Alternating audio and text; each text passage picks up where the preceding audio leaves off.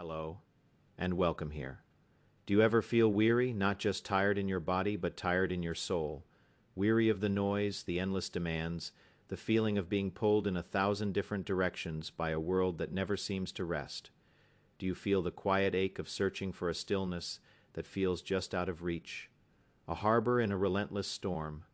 If you feel this, know that you are not alone. This feeling is Today, we will walk a gentle path, an ancient path lit by the wisdom of Stoicism, not as a rigid doctrine, but as a soft-spoken guide to help you find your center in the heart of the storm. Let these words wash over you. There is no need to strive, only to listen. The world outside will continue its frantic dance. The winds of change will blow, the rains of misfortune will fall, and the sun of... You cannot dictate the seasons of your life or the world. The grand theater of events, the rise and fall of fortunes, the opinions and actions of others. These are currents in a vast ocean, and you are not the tide. You do not control the traffic that makes you late. You do not control the economy that affects your finances. You do not control the weather that changes your plans. You do not control the words that leave another's mouth. It is a land to which you can never return. You do not control the future with all its fears and hopes. It is a land that does not yet exist. You do not control how others perceive you. Their vision is colored by their own experiences, their own fears, their own world. You do not control whether someone loves you or leaves you. Their heart has its own reasons, its own seasons. You do not control the global headlines, the political shifts, the distant war. To anchor your happiness to these shifting sands is to build a home that will surely be washed away. The great mistake is to believe your peace lies somewhere out there in the quietening of the storm.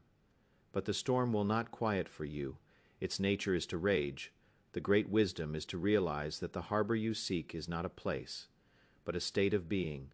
It is not found by calming the sea, but by finding the... Your true work is to manage the one thing you have been given sovereign control over, your own mind. This is the first and most liberating truth. The gate to tranquility is not locked from the outside. You hold the key. It was always in your hand. The universe around you is indifferent. The events that unfold have no inherent meaning of good or bad. They simply are. A lost job is an event. A harsh word is an event. A sudden... They are born from the story you tell yourself about the event. They are born from your judgment. You cannot control what happens, but you can always control how you respond. Between the stimulus and the response there is a space. In that space is your power and your freedom. This space is your sacred ground. It is the workshop of your soul. Do not rush to fill it with hasty reactions, with fear, with anger, with despair. You choose reason over reaction. You choose wisdom over worry. You choose peace over panic. The world can present you with chaos, but it cannot force you to be chaotic. Others can offer you insults, but they cannot force you to be insulted. Life can bring you pain, but it cannot force you to suffer. The suffering is an interpretation, a second arrow you shoot into yourself.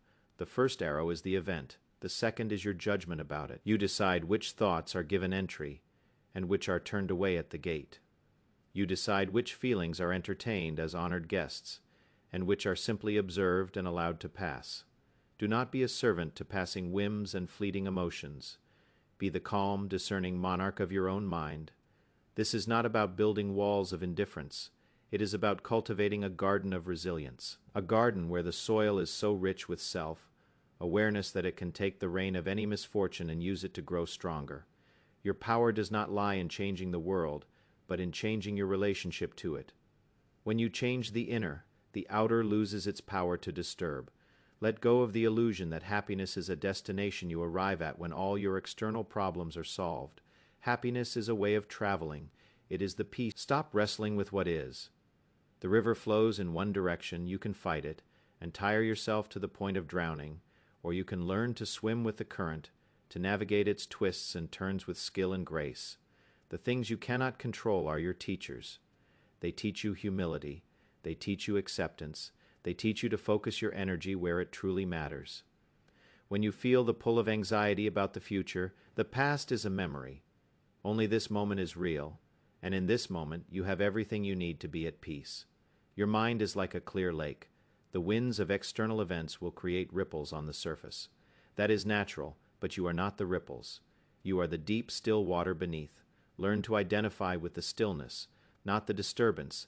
The thoughts that trouble you are just clouds passing in the sky of your awareness. Their nature is to be transient. Your nature is to be the ever-present space in which they appear. What is truly yours? Not your body, for it can get sick. Not your possessions, for they can be lost. Not your reputation, for it is in the minds of others. The only thing that is truly yours is your character, your capacity for wisdom, for courage, for justice, for compassion. This is your true wealth. Every challenge is an opportunity to practice virtue. Every difficulty is a chance to deepen your resilience. Every injustice is a call to exercise your own integrity. Do not ask for an easy life. Ask to be a strong person. The obstacle is the way. The impediment to action advances action. What stands in the way becomes the way. See every problem not as a barrier but as a bridge. It is the very material from which you build your strength. You can find the cool shade of tranquility in the heat of a crisis. Your emotions are visitors. Greet them, listen to their message, but do not let them overstay their welcome. Do not let them redecorate your house. Anger is a fire. It may feel powerful for a moment, but it burns down your own home first. It clouds your judgment and makes you a stranger to your own wisdom. When you feel its heat rising, pause. Respond not with fire, but with the cool water of reason. Fear is a storyteller. It tells you tales of a future that has not happened, of disasters that may never come. It paints monsters in the dark. Do not believe every story your fear tells you. Turn on the light of the present moment. Examine your fears with calm logic.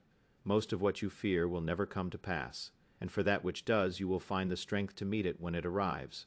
Not the more you give it to drink, the thirstier it becomes. Chasing after fleeting pleasures, external validation, and endless possessions is a race with no finish line. True contentment is not found in getting what you want, but in wanting what you have. Find richness in simplicity. Find joy in the present. Find fulfillment in being, not in having. Sadness is a gentle rain. It comes to wash the landscape of the soul. No season lasts forever. The art is to learn the lessons of the rain without letting yourself drown in the flood. Observe your emotions as a scientist observes a phenomenon, with curiosity, not with judgment.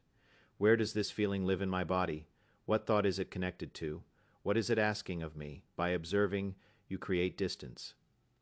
In that distance, you find the freedom to choose your response. Your mind can be your greatest tormentor. Practice a healthy skepticism of your own automatic thoughts. Just because you think it does not make it true. Question the narratives that cause you pain. Are they based on fact or on assumption and fear? You are the gardener of your mind. Each day you must tend to it. Pull the weeds of negative thinking, of useless rumination, of resentment. Plant the seeds of virtue, of gratitude, of clear seeing. Water them with daily practice, a sanctuary you can retreat to at any moment. You are not your thoughts. You are not your emotions. You are the silent, aware presence that witnesses them. This awareness is the source of your peace. Return to it again and again. It is your true home. Your character is the one masterpiece you are here to create. Every choice, every action, every word is a brushstroke on that canvas. Are you painting with colors of integrity, courage, and live in such a way that if someone spoke badly of you, no one would believe it? Let your actions be your loudest statement. Virtue is not a lofty, unattainable ideal. It is a practical, daily choice. It is the choice to be honest when it would be easier to lie. The choice to be kind when you feel impatient. The choice to be brave when you feel afraid. The choice to be fair when you could be selfish. These small choices compounded seek to be praiseworthy. The approval of others is a fickle and fleeting thing. The approval of your own conscience is a steady and eternal light. Measure your worth not by your possessions or your status, but by the quality of your inner life. Are you at peace with yourself? Are you living in alignment with your deepest values? That is the only measure that matters. Wisdom is the compass. Courage is the will to walk the path. Temperance is the discipline to not be distracted by aversions and cravings. These are the 4 pillars of a virtuous life. Build your inner home upon them, and it will stand firm against any storm. Treat yourself with the same compassion and reason you would a dear friend. When you stumble, do not berate yourself. Acknowledge the misstep, learn from it, and gently guide yourself back to the path. Self-flagellation is not forgive yourself for not knowing what you know now. Every moment is a new beginning. The past is a lesson, not a life sentence. Do not let your past mistakes define your present character. The purpose of life is not to be happy. The purpose of life is to be good, to live a life of meaning, of purpose, of service to the common good. Happiness and tranquility are the beautiful byproducts of a life well lived. They are the fragrant. If these reflections resonate with you, and you wish to continue this journey inward, consider subscribing to walk this path with us. Liking this video helps these words find others who may need to hear them. Your presence here is valued, and together we can create a space for quiet growth. When you interact with others, remember that every person you meet is fighting a battle you know nothing about. Be kind always their anger. Their route to respond with anger is to throw fuel on their fire and set yourself ablaze in the process. To respond with calm understanding is to offer them a moment of peace and to preserve your own. You cannot control what others say or do. You can only control your response. Do not let their lack of character compromise your own. If someone insults you, remember that the insult is their opinion, their judgment. It is a product of their mind, not a fact. Your peace is too valuable to be handed over to the keeping of a stranger. Why should another person's words have power over your inner state? You are the guardian of your own tranquility. Do not open the gates to invaders. When you are criticized, first consider if there is truth in it. If there is, be grateful for the lesson. Your critic has become your unintentional teacher, showing you a blind spot you could not see. If there is no truth in it, seek to understand, not to be understood. Most people are not listening to you.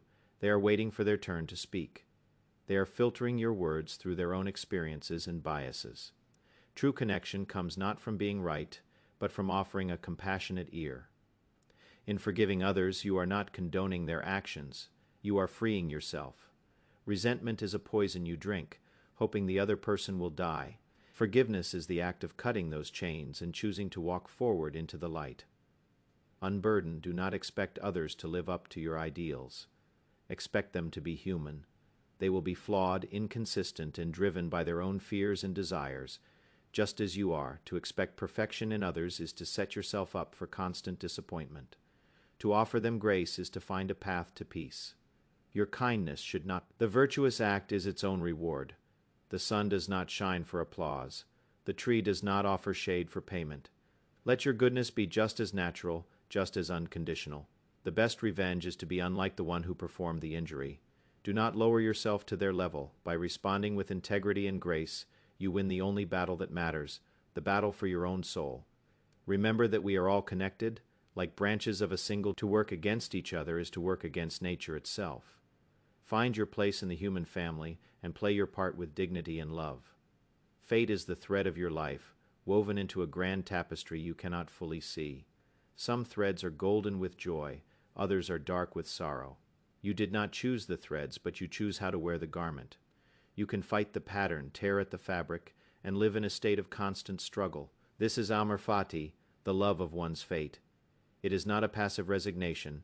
It is an active, joyful embrace of reality, exactly as it is. It is the understanding that everything that happens, every single thing, is a necessary part of your journey. The obstacle is not in the way, it is the way. The challenge that breaks your heart is the very thing that opens it. The failure that humbles you is the very thing that teaches you wisdom. Do not say, "If only this had not happened." Instead, say, "This is what is. How can I use this? How can I learn from this? How can this make me better?" See the universe not as an adversary, but as a collaborator. It is constantly presenting you with the exact material you need for your own growth. Nothing is a mistake. Nothing is wasted. Everything serves when you truly accept what is. A deep peace descends. All that energy is now available for living, for creating, for loving. Welcome everything, the pleasant and the unpleasant, the easy and the difficult. If you only welcome the pleasant, you will spend your life in fear of the unpleasant. If you welcome it all, you will be free. Imagine a fire. It does not care what you feed it. It turns logs, twigs, and dry leaves all into flame and light. Be like that fire. Take whatever life throws at you. Your fate is not a punishment or a reward. It simply is. It is the raw material of your life. What you build with it is up to you. You can build a prison of resentment or a temple of wisdom. The choice is yours in every moment. Remember, it is not what happens to you, but how you react to it that matters. You may not be the author of the first part of the sentence, but you are always the author of the second. The event happens, and the dance of life requires a partner. That partner is reality. Don't try to lead all the time. Sometimes you must follow its steps. Learn the rhythm of acceptance. Surrender to the music. In this surrender, you will find a strange and beautiful power. You will find that when you stop fighting the river, you can finally feel its powerful current carrying you home. Remember that you will die. This is not a morbid thought. It is the most life. This awareness is a powerful lens that brings true priorities into sharp focus. The trivial worries, the petty grievances, the fear of others' opinions, they all fade away in the face of this ultimate truth. Knowing that your time is finite is a gift. It urges you not to squander it. It asks you, are you living a life that is truly yours? Are you spending your precious moments on things that matter? Or are you living on autopilot, deferring your dreams and saving your true self for a tomorrow that is never guaranteed? Let the thought of death be your most trusted advisor. When you are faced with a choice, ask yourself, if this were my last day, is this how I would spend it? Is this the person I would want to be? This question has the power to cut through the noise and reveal the heart of what is truly important. Do not fear death. You were too busy being afraid, too busy pleasing others, too busy accumulating things that you could not take with you. Death is the great equalizer. It makes no distinction between rich and poor, famous and unknown. It reminds us of our shared humanity. Live today, not in a reckless, hedonistic way, but with a profound sense of purpose and presence. Savor the simple beauties, the taste of water, the warmth of the sun. Every day is a miniature lifetime. You are born at dawn, you live your day, and you die at dusk. Let go of what happened yesterday. Do not be overly anxious for what might happen tomorrow. Live this one day with virtue, with purpose, and with grace. That is all that is asked of you. Your legacy is not what you leave for people. It is what you leave in people. It is the kindness you showed, the wisdom you shared, the courage you inspired. Use your time to build things that will outlast you, a good character, a loving family, a more just community. These are the true monuments. Do not postpone your life until you have more time, more money, or more security. Life is what is happening right now, in this very breath. If you are not at peace now, you will not be at peace. Then the conditions for peace are not external, they are internal, and they are available. Accept the invitation. Live your life as if it were a magnificent work of art, and you are the artist. Each day you add another stroke.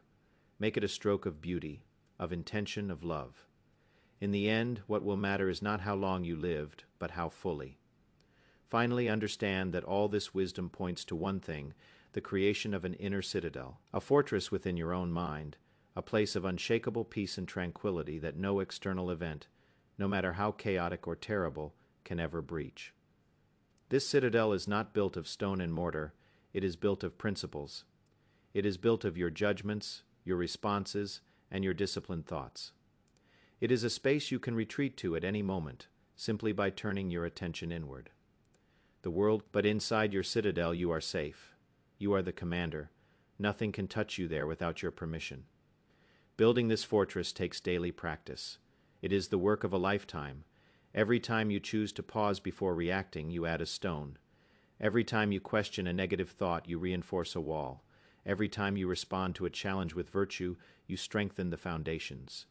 You must become a vigilant watchman at the gates. Do they bring peace and clarity, or anxiety and confusion? Learn to deny entry to the toxic thoughts of fear, resentment, and self-pity. Welcome the thoughts of reason, of gratitude, of compassion. Your mind will become what you consistently think. If you dwell on the negative, your inner world will be a dark and fearful place. If you deliberately cultivate thoughts of wisdom and tranquility, your inner world will become a sanctuary. The Stoic is a supreme realist. The citadel is not a place to hide from the world, but a place from which to engage with the world more effectively. From this place of inner calm and strength, you can face any challenge with grace and wisdom. When you are centered in your citadel, you are not easily provoked. You are not swayed by flattery or crushed by criticism. You are not a leaf blown about by the winds of circumstance. The winds may shake your branches, but they cannot touch your core. You find your stability not from the world outside, but from the strength within. Remember that this inner peace is your natural state. It is the quiet stillness that is always present beneath the surface noise of life. All the practices of this philosophy are simply ways of clearing away the debris that obscures this inner light. The peace is already within you. You just need to come home. Take a breath. Retreat to your inner citadel. It is always there for you. It is your inviolable refuge. It is the source of your strength, your freedom, and your profound enduring peace.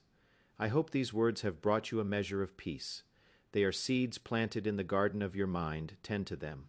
Let them grow. The journey of 1,000 miles begins with a single step, a single breath, a single conscious thought. Until next time.